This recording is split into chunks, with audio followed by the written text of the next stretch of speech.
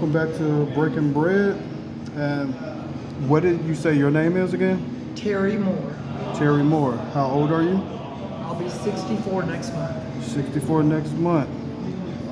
What day, actually? I'm sorry? What day next month? September 21st. Oh, you're not a Virgo. I am a Virgo. Oh, you're a Virgo? Where are you from? I'm from Atlanta. Oh, born and raised Born in and Atlanta. raised. My mother lived off Edgewood Avenue. She grew up, she went to Bass High School. I'm long-time Atlanta. And I'm Cherokee. So do you have any kids? I have 3 sons. 3 sons. Are they still here in Atlanta? They are still in How old are your sons? 39, 24, and 25. All right. So, a question I want to ask, like, how long have you been homeless? I became homeless about a year ago. I lived on the streets here for a while in 2020. However, I became homeless completely about a year ago. I lived with different people, but I've been on the streets here since maybe April or May. Out here, I've lived in different parts of the city. What led to you being homeless? I'm sorry? What led to you being homeless? What caused me to be homeless is I gave away all my ex-husband's money because it was blood money. Okay? God said, give up everything you own just like Jesus and follow me. I get $1,100 in Social Security every month. I was getting $280 in food stamps, and they reduced it to $23. I cannot live on that. So, how long were you married?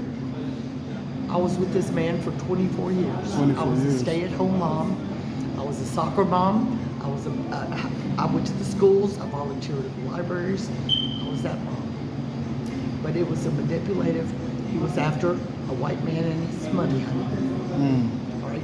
He manipulated me. He stole my 3 personal journals and let my sons read them, and they turned against me. So you're saying like you don't have I guess so. How's the relationship with your sons now? Not right now. But God promises they will come back to me. I have 2 granddaughters. One of them I have never met. One of them is the love of my life. How was your life growing up here in Atlanta? Like, how was your, I guess, your childhood? I grew up in suburbia, in Chamblee. Okay. My dad was an architect for Lockheed. And then he divorced my mother. It's a long story.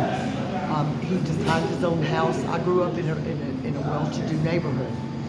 He worked for MARTA for a while. He helped design the railroad for MARTA. That's my dad.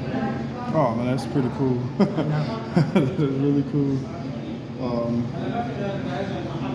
How do you provide for yourself out here? God provides for me. We are fortunate enough to get enough food out here that sustains us. Because my Social Security was hacked, I haven't had any money in months, since April. And I have people out here that bless me. Okay, I run errands for people, I do things for people.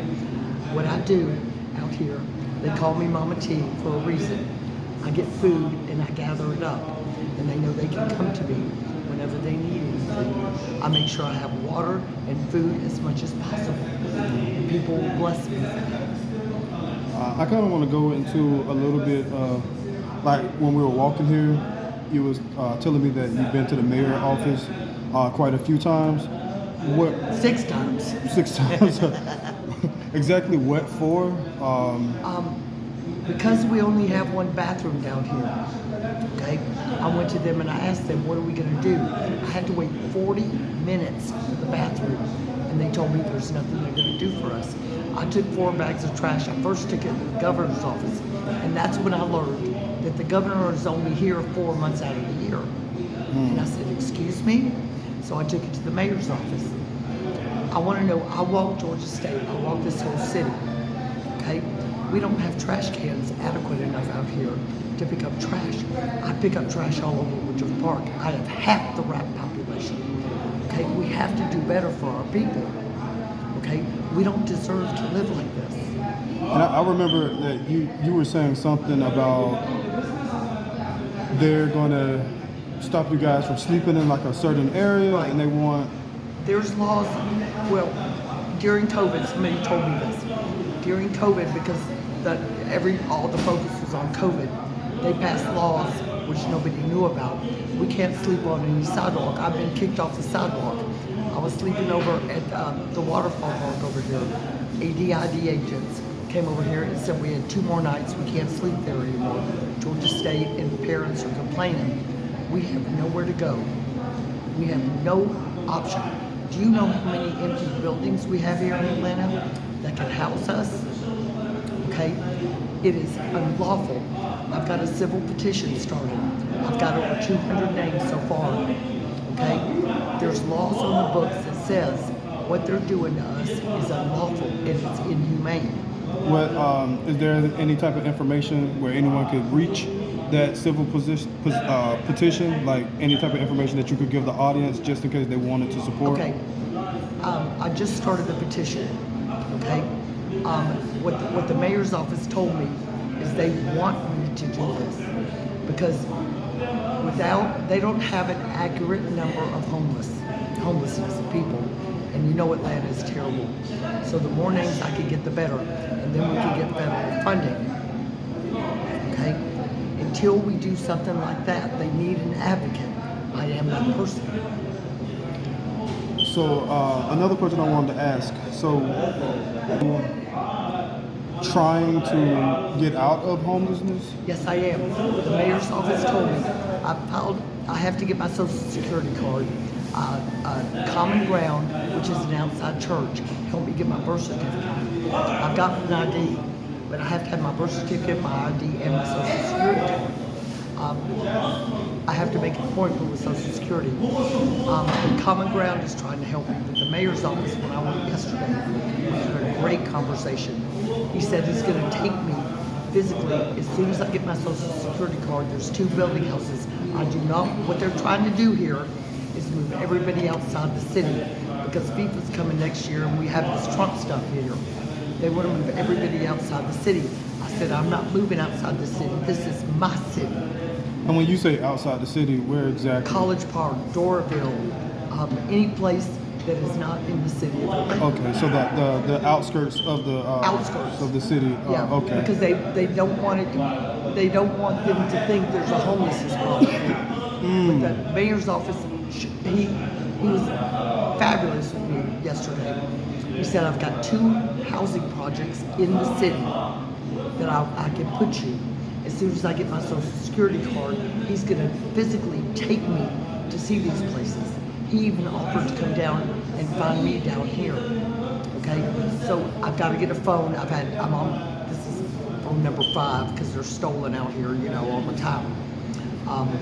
But he's offered to help me. He said he's going to physically find me a place to live so I can advocate for these people. I guess another question, I want to kind of go back to your personal, like your own personal life. When was the last time that you spoke to your sons?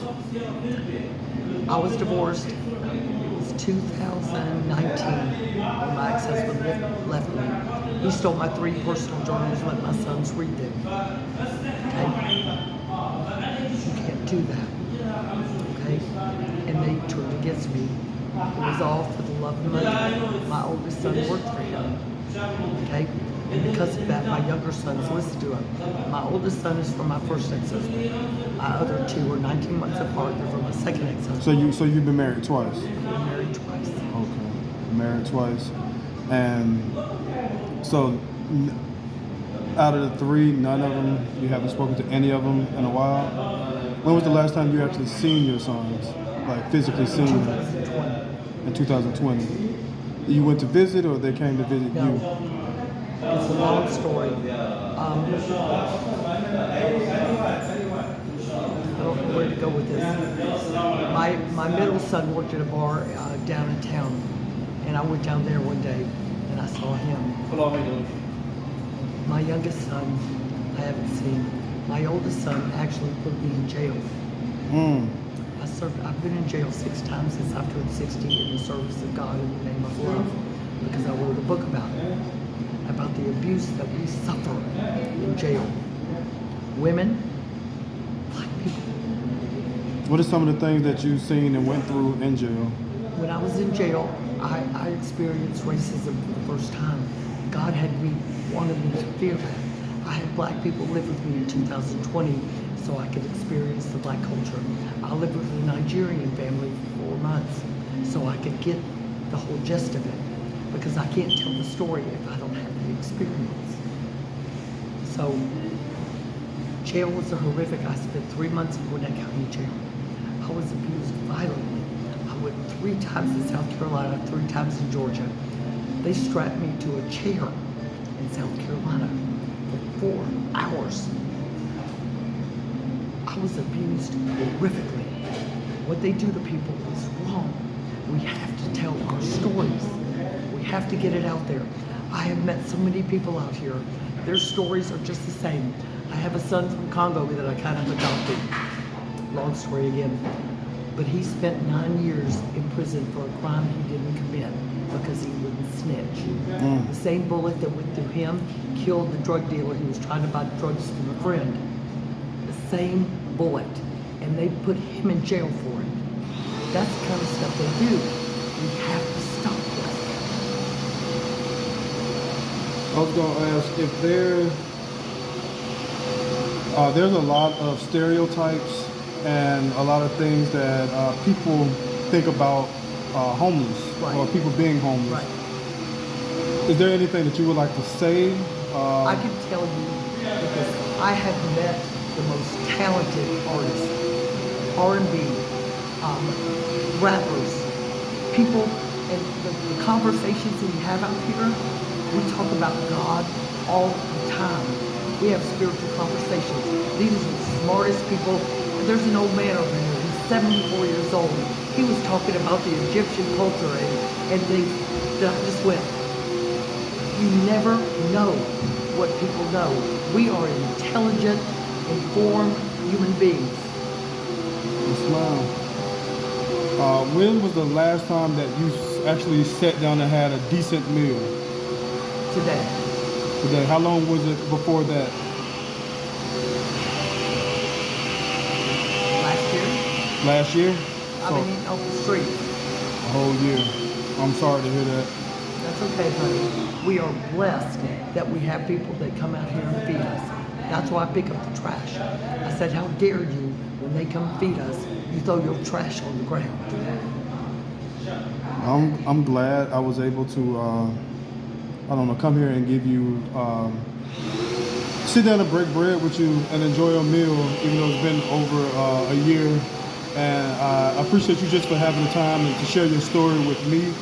And just thank you. Thank you so much. And I tell you how much I appreciate you, because just like Jesus, we have to break bread with those. Yes, Okay? ma'am. And the best comfort, my kitchen was my favorite place. And I had 14 acres, honey. I designed my own home. I redecorated every room in my house. But my kitchen was my favorite place. Because when you sit down and you break bread with people, that's God's community. And we have to keep that up. Yes, ma'am. Thank you. Thank you, Mama T. Thank you.